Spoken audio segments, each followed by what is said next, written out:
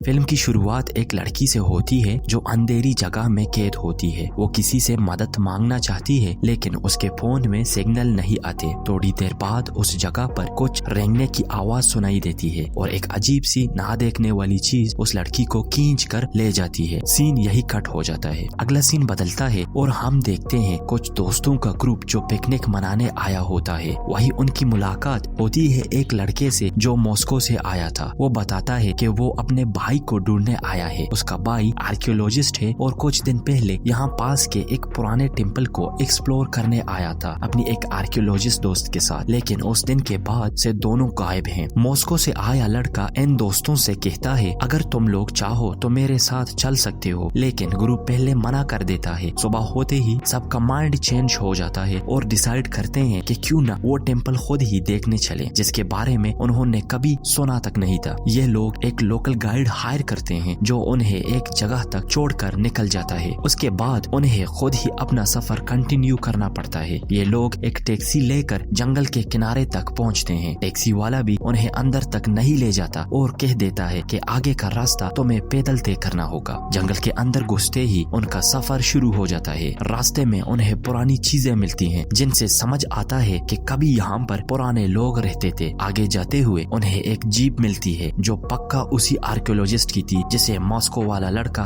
ढूंढ रहा था। फोटोज खींचते खींचते सब आगे बढ़ जाते हैं, लेकिन एक अजीब चीज होती है। यहाँ के लोकल लोग उन्हें अजीब नजर से देखते हैं, जैसे उनकी प्रेजेंस उन्हें पसंद ही ना हो। कोई उनसे बात नहीं करता। खैर आखिरकार सब टेम्पल के सामने पहुँच जाते हैं। टेम्पल काफी बड़ा होता है। ऊपर तक लंबी लंबी सीढ़ियाँ बनी होती हैं और पूरा स्ट्रक्चर बेलों और वेन से ढका हुआ होता है। अब ये लोग मंदिर के सामने फोटोज खींचने लगते हैं। तभी अचानक कुछ लोकल विलेजर्स घोड़ों पर बैठे वहाँ आ जाते हैं। उनके चेहरे से साफ लग रहा था कि वो काफी गुस्से में हैं। कोई एक दूसरे की बात समझ नहीं पा रहा था क्योंकि दोनों तरफ से लैंग्वेज का इशू था। ग्रुप को लगा शायद विलेजर इसलिए गुस्सा कर रहे हैं क्योंकि ये लोग मंदिर की तस्वीर खींच रहे हैं। शायद वो लोग उस जगह को सेक्रेड मानते थे और फोटोज लेना उनके लिए इंसल्ट जैसा लग रहा था। ग्रुप के लोग कैमरा लौटाने की कोशिश करते हैं ताकि सिचुएशन थोड़ी शांत हो जाए, लेकिन जैसे ही एक लड़का कैमरा लेकर विलेजर के पास आगे बढ़ता है, उनमें से एक विलेजर तीर से उसके ऊपर वार कर देता है और वो वही मर जाता है। अब ग्रुप के सभी दोस्त शौक और पैनिक में आ जाते हैं। डर के मारे वो सीधा मंदिर के ऊपर की तरफ भाग जाते हैं। नीचे से विलेजर उन्हें चीख कर वार्न करते हैं कि अगर आप जिंदा रहना चाहते हो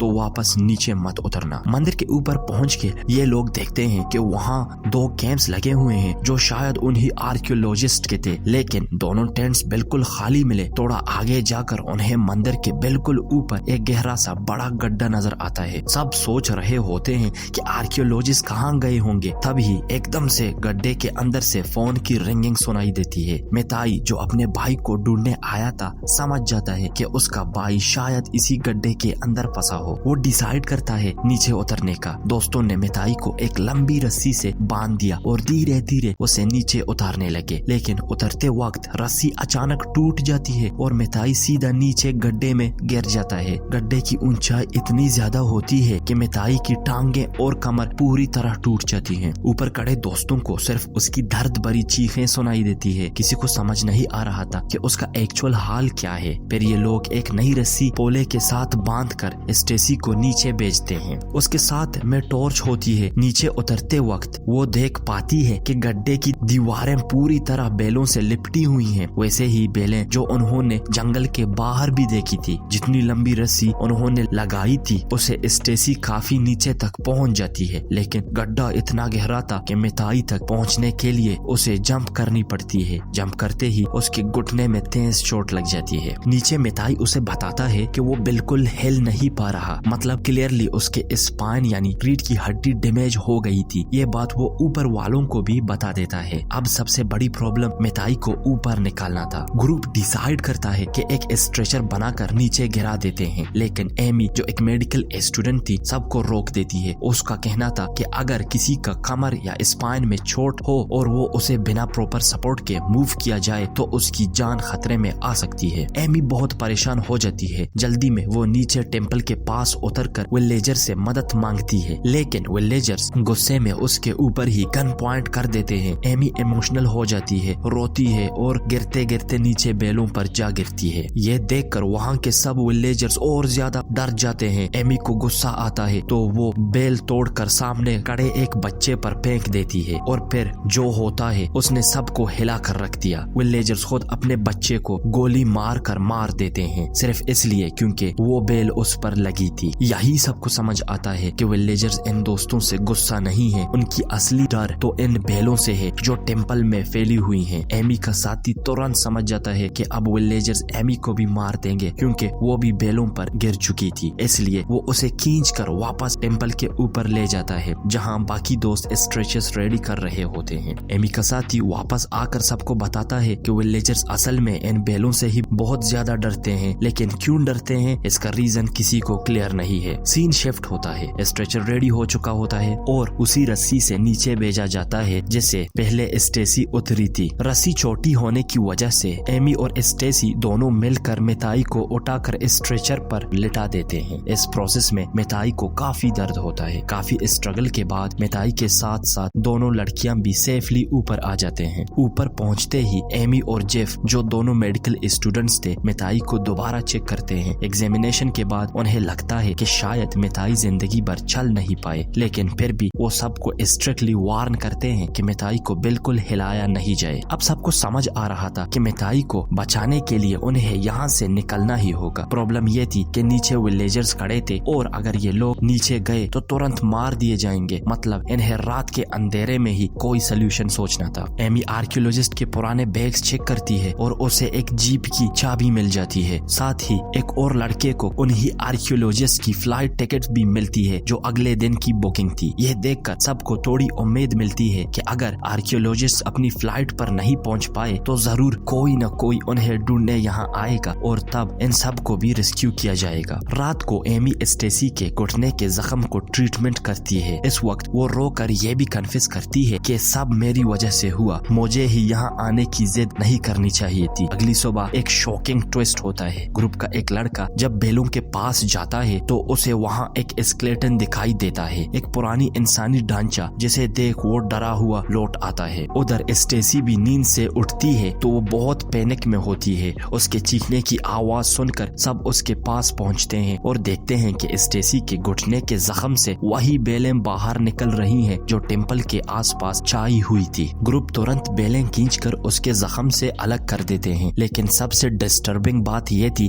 वो बेल अब भी उसके फ्लैश और जिस्म के अंदर ग्रो कर रही थी। स्टेसी के जख्म लिटरली अंदर से बेलों से भर रहे थे। ग्रुप स्टेसी के जख्म से बेलें खींच कर निकाल देता है, लेकिन स्टेसी रो कर कहती है मुझे अपने पेट के अंदर भी कुछ हिलता हुआ और जलता हुआ महसूस हो रहा है। सब लोग अभी स्टेसी को देखकर परेशान ही थे कि तभी मिताई भी तेज दर्द में चीखने लगता है। जब एमी उसके पास जाती है तो सबको शौक लगता है। मिताई की दोनों टांगें भी बेलों से बुरी तरह लिपट चुकी थी। जेफ तुरंत से बेलें खोलने की कोशिश करता है, लेकिन बेलों ने उसके फ्लैश को अंदर तक काट दिया था। जख्म इतने गहरे थे कि उन्हें साफ करना लगभग नामुमकिन लग रहा था। इसी बीच मंदिर के गड्ढे से फिर से फोन की रिंगिंग सुनाई देती है। ग्रुप डिसाइड करता है कि चेक करना ही होगा। एमी और स्टेसी नीचे उतरते हैं और आवाज फॉलो करते हुए एक टनल तक पहुंचते हैं। टनल पूरी तरह बेलों से ढकी हुई होती है। मजबूरन दोनों को इन बेलों के ऊपर से चलना पड़ता है। अंदर आगे बढ़ने पर उन्हें एक लड़की मिलती है जिसके हाथ में फोन था, लेकिन मर चुकी होती है। उसका शरीर बुरी तरह से खराब हो चुका होता है और उसकी आंखें गहरे रंग की हो गई होती हैं। दोनों डरे डरे उसके हाथ से फोन लेते हैं, लेकिन फोन देखते ही हैरानी होती है उसमें तो सिग्नल ही नहीं थे, तो फिर रिंग कैसे बज रही थी। तब उन्हें समझ आता है कि रिंगिंग फोन का इल्यूजन दरअसल बेलों का ही खेल है। प्लांट्स खुद ही फोन की आवाज इमिटेट कर रहे थे। एमी शौक में आकर जैसे ही इन बेलों के पूल को टच करती है, बेलें तुरंत उसके हाथ को पकड़ लेती हैं। स्टेसी मुश्किल से उसे छुड़ाती है। दोनों भागकर टनल से बाहर निकलने की कोशिश करते हैं, लेकिन बेलें आगे आकर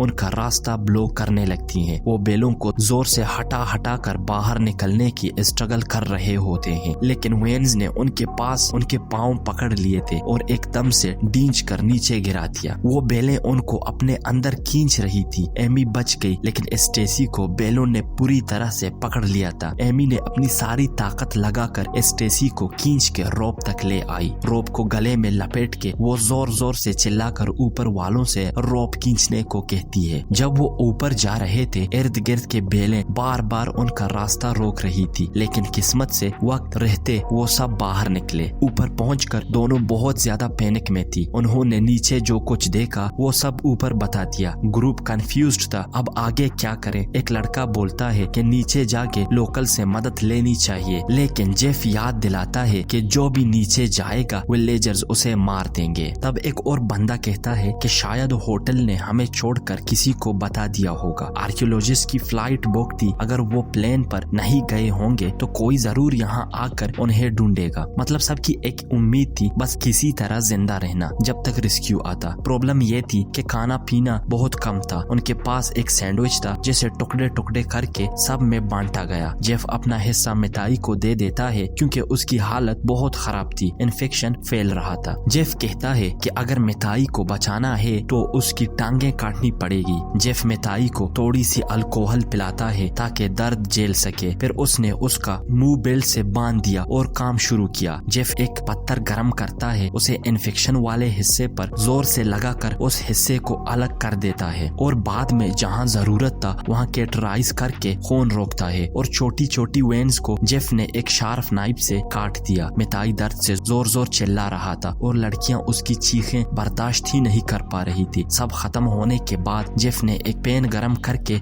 उसके घाव पर जला दिया ताकि ना तो इन्फेक्शन फैल सके और ना ही खून बहना जारी रहे। प्रोसीजर कंप्लीट होते ही लड़कियां भी कैंप के बाहर आ गई। एमी और जेफ मिताई की कंडीशन पे बात कर रहे थे। तभी दूसरे लोग देखते हैं कि मिताई की कटी हुई टांगों को वो बेलन धीरे धीरे खींचकर अपने अंदर ले जा रही थी। यहाँ सबको समझ आ गया कि ये पौधे इंसान का गोश्त खाते हैं, असली मतलब में मैन ईटिंग प्लांट्स थे। अब इन्हें ये भी समझ आ गया कि गांव वाले इनसे क्यों इतना डरते हैं। रात होती है। जेफ नीचे जाके देखने लगता है कि शायद अब वो भाग सकें, लेकिन उसने देखा कि गांव वाले अब भी उनके ऊपर नजर रखे हुए हैं। ऊपर कैंप में स्टेसी बहुत रो रही थी जबकि एमी और एक लड़का बाहर बैठे थे। एमी रोती हुई अपना सर उस लड़के के कंधे पर रख देती है। इतनी देर में स्टेसी को फिर से अजीब आवाजें सुनाई देती हैं। गलत समझकर वो बाहर आ जाती है और एमी पर गुस्सा करने लगती है, लेकिन थोड़ी देर बाद सबको समझ आ गया कि वो आवाजें भी इन पौधों से ही निकल रही थी। जेफ आवाज सुनकर ऊपर आ गया। तब स्टेसी चालाकी से जेफ को अपनी दोस्त के अगेंस्ट भड़काने की कोशिश करती है। ये देखकर स्टेसी का हस्बैंड उसे डांटने लगता है, लेकिन इस पूरी लड़ाई के दौरान किसी का ध्यान ही नहीं गया कि पीछे मिताई किस हालत में था। वेन्स ने पूरी तरह मिताई को पकड़ लिया था। वो नाक और मुंह से उसके अंदर घुस रही थी। धीरे धीरे उसका दम घुटने लगा और वो वही मर गया। जब तक जेफ को ये समझ आता है तब तक बहुत देर हो चुकी थी। उसने पूरी कोशिश की मिताई की बॉडी से वेन्स निकालने की, लेकिन उसे जल्दी ही महसूस हो गया कि मिताई अब वापस नहीं आएगा। ये देखकर स्टेसी और ज्यादा पैनिक कर गई। उसे पहले ही पता थी वेन्स उसके अंदर भी हैं। अब उसे कंफर्म हो गया कि उसका एंड भी जल्द ही होने वाला है। डर के मारे उसने छुरी उठाई और कहने लगी कि मैं अपने बॉडी को काट कर इन वेन्स को बाहर निकाल दूंगा, लेकिन उसका पार्टनर उसे रोकने की कोशिश करता है। स्टेसी अपनी हालत की वजह से उसे भी धक्का दे देती है। सब उसे काम डाउन करने की कोशिश करते हैं, लेकिन फिर कुछ ऐसा हुआ जो सबको और भी डरा गया। टेम्पल में फैली हुई वेन्स के फ्लावर्स स्टेसी की आवाज में बोलने लगे। उसकी वर्ड्स रिपीट करने लगे जैसे कोई टेप रिकॉर्डर चल रहा हो। तब ग्रुप को समझ आई कि इन वेन्स के पास सिर्फ सर्वाइवल इंस्टिंक्ट ही नहीं बल्कि एक तरह का ब्रेन भी है। इसी वजह से ये उनकी नकल उतार पा रही हैं, उनकी आवाज मिमिक कर रही हैं। सुबह होती है और जेफ और एमी एक साथ बैठे होते हैं। तब वो देखते हैं कि गांव वाले आकर टेम्पल के इर्द गिर्द बहुत सारे नमक गिरा रहे थे ताकि वेन्स बाहर ना फैल सकें। जेफ एमी से कहता है ये एंशिएंट वेन है, शायद हजारों साल पुरानी जेनेटिक म्यूटेशन की वजह से अब ये इंसानों को खाने लगी हैं। इसी वजह से ना इंसान और ना ही जानवर इनके पास आते हैं। इतनी देर में उनका एक और दोस्त भाग कर कैंप से आता है और बताता है कि स्टेसी की कंडीशन और खराब हो गई है। सब अंदर जाके देखते हैं तो वेन्स उसकी टांग के अंदर बहुत तेज स्पीड से ग्रो कर रही थी। जेफ छुरी लेकर उन्हें काटने लगता है। स्टेसी रोते हुए कहती है मुझे लग रहा है मेरे सर में भी कुछ हिल रहा है। सब उसे कहते हैं कि ऐसा कुछ नहीं है, लेकिन थोड़ी देर बाद जब स्टेसी पानी पीती है तो उन्हें उसके स्केल के अंदर सच में वेन्स हिलती नजर आती हैं। सब उसे उसे अजीब तरीके से देखने लगते हैं। स्टेसी को समझ आ गया कि खतरा अभी भी उसके अंदर ही है। वेन्स को कट करने के बाद भी वो बचने वाली नहीं है। सब तक कर सो जाते हैं और जब उठते हैं तो देखते हैं कि स्टेसी अब कैंप के अंदर नहीं थी, वो पहले ही बाहर आ चुकी थी। जैसे ही वो बाहर आए, वेन्स ने उसकी आवाज निकालना शुरू कर दी। यह देखकर स्टेसी और ज्यादा डर गई और अपने पूरे बॉडी पर छुरी से कट लगाने लगी। जब तक बाकी लोग बाहर आते तब तक उसके खून से जमीन पर एक छोटी सी नदी बन गई थी। जेफ उसे रोकने के लिए आगे बढ़ता है, लेकिन स्टेसी गुस्से में छुरी से उसका हाथ काट देता है। फिर जब उसका पार्टनर उसे कंट्रोल करने की कोशिश करता है तो स्टेसी घबराहट में उसके सीने में ही छुरी घुसा देती है और उसका एक और दोस्त उनके आंखों के सामने मर जाता है। उसके गिरते ही वेन्स उसकी बॉडी को पकड़कर खींच लेती हैं और अपने अंदर समा लेती हैं। स्टेसी रोते हुए एमी से कहती है, प्लीज मुझे मार दो, मैं और नहीं सह सकती। एमी उसे तसल्ली देती है, उसे अपना प्यार दिखाती है और कहती है, नहीं, तुम बच जाओगी। लेकिन जेफ सब कुछ समझ गया था। उसे पता था कि स्टेसी बहुत दर्द में है और अब उसका बचना नामुमकिन है, इसलिए वो उसकी इच्छा पूरी करते हुए और उसे मारकर उसके दर्द से आजाद कर देता है। उसके बाद जेफ स्टेसी के खून एमी के पूरे बदन पर लगा देता है ताकि वो मरी हुई लगे। फिर जीप की चाबी उसके हाथ में देते हुए कहता है, कुछ भी हो जाए रुकना मत, सिर्फ भागना। जेफ जानता था कि यहाँ से एक ही जिंदा निकल सकता है, वरना गांव वाले सबको खत्म कर देंगे। प्लान के मुताबिक जेफ एमी को मरा हुआ दिखाते हुए उठाकर नीचे ले आता है, उसे जमीन पर लेटा देता है और आखिरी मर्तबा उसे प्यार करता है। उसके बाद वो खुद सामने आकर गांव वालों का ध्यान अपनी तरफ खींच लेता है। गांव वाले उसे देखते ही उस पर तीरों की बारिश कर देते हैं। जेफ चिल्लाने लगता है, दर्द से तड़पता है। उसकी तड़प देखकर लीडर उसके सर पर गोली मारकर उसे खत्म कर देता है, एक तरह से उसे दर्द से आजादी देता है। इस अफरा तफरी का फायदा उठाकर एमी टेम्पल के पीछे वाले रास्ते से जंगल में भाग निकलती है। गांव वालों को समझ आ जाता है, वो उसके पीछे पीछे तीरों की बौछार कर देते हैं, लेकिन किस्मत एमी के साथ होती है। हर तीर उसे छू कर निकल जाती है, लेकिन चोट नहीं लगती। एमी रुकी नहीं, उसे पता था कि अगर एक पल के लिए भी रुक गई तो उसकी मौत पक्की है। थकान से उसका जिस्म टूट रहा था, सांस फूल रही थी, लेकिन फिर भी वो जंगल के रास्ते भागती रही तब तक जब तक उसके सामने एक जीप नहीं आ गई। वो तुरंत जीप में बैठती है, चाबी घुमाती है और किस्मत एक बार फिर उसका साथ देती है। जीप स्टार्ट हो जाती है और वो रोती हुई, थकी हुई अपने सब दोस्तों को खोकर जंगल से बाहर निकल जाती है। लेकिन ये जीत अधूरी थी, क्योंकि जैसे ही कैमरा उसके चेहरे पर जूम करता है, हम देखते हैं उसके सर पर एक निशान, वही निशान जो दिखाता था कि वेन्स ने उसे भी इन्फेक्ट कर दिया है। मतलब वो चाहे बच भी गई हो, लेकिन असली आजादी उसके नसीब में नहीं थी। और फिर आता है मूवी का पोस्ट क्रेडिट सीन। दो और दोस्त टेम्पल के पास पहुंचते हैं। वो मेज में टेम्पल की तरफ देख रहे होते हैं, उसकी हिस्ट्री पढ़ रहे होते हैं। उन्हें जरा भी अंदाजा नहीं होता कि अगला शिकार अब वही है और फिल्म यही खत्म हो जाती है। तो दोस्तों, अगर आपको ये वीडियो पसंद आया तो चैनल को जरूर सब्सक्राइब करें, वीडियो को लाइक करें और वीडियो को अपने दोस्तों के साथ जरूर शेयर करें।